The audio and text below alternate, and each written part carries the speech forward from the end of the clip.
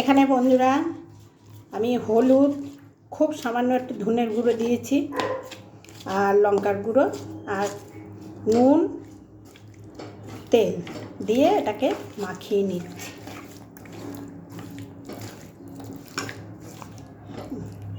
Tomato আছে, টমেটোটা আমি উপর দিকেই দেবো। গ্যাসটা আমি ধরিয়ে দিয়েছি।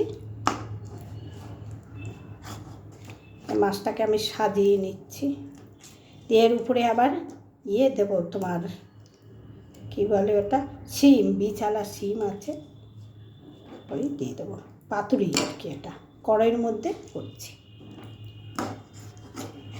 এর আগে দেখিয়েছি কলার পাতায়, আজকে করছি কড়াইয়ে।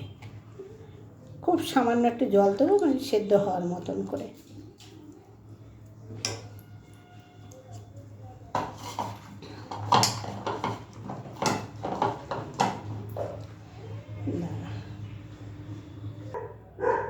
এই যে থেকে জল, এই জলটা একদম সব শুকিয়ে যাবে। নামানোর আগে ধনে পাতা দেবো।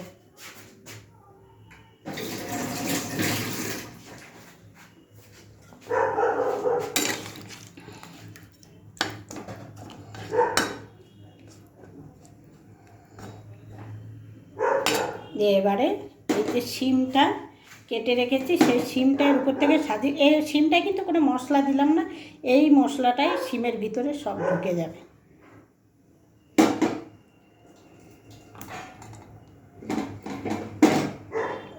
এতে যে মশলা আছে মাছে, এই মশলাটাই সব ঢুকে যাবে শিমের মধ্যে। ফুটে উঠলেই ঢুকে যাবে।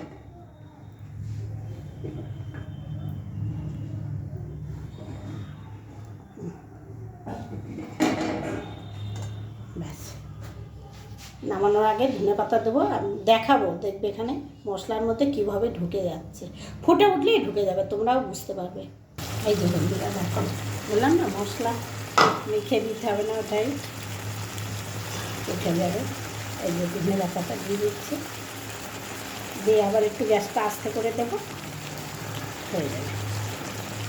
ওই ঝোলটুকু সব মানে শুকিয়ে যাবে, খুব সামান্য হয়তো থাকবে।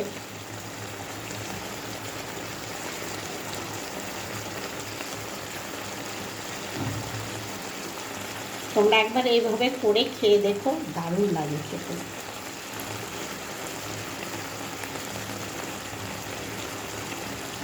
খেয়ে তারপরে কমেন্ট করে বলবে যে হ্যাঁ এরকম খেয়েছি।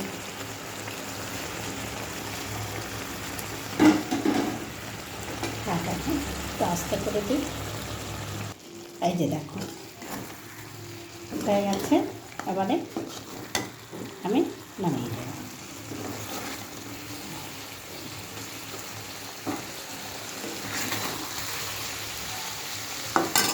আমি নামিয়ে তারপরে আমি দেখাচ্ছি তোমাদেরকে।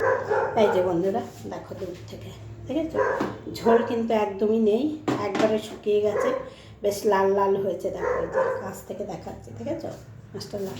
কড়াইটাও দেখাচ্ছে, এই যে কড়াইও কিচ্ছু নেই। ঠিক আছে, ট্যাংরা মাছের পাতুরিটা কেমন হলো অবশ্যই কমেন্ট করে জানাবে। আর তোমরাও এরকমভাবে করে খেয়ে দেখবে, ভালো লাগে। ঠিক আছে বন্ধুরা, রাখছি, সব ভালো থেকো।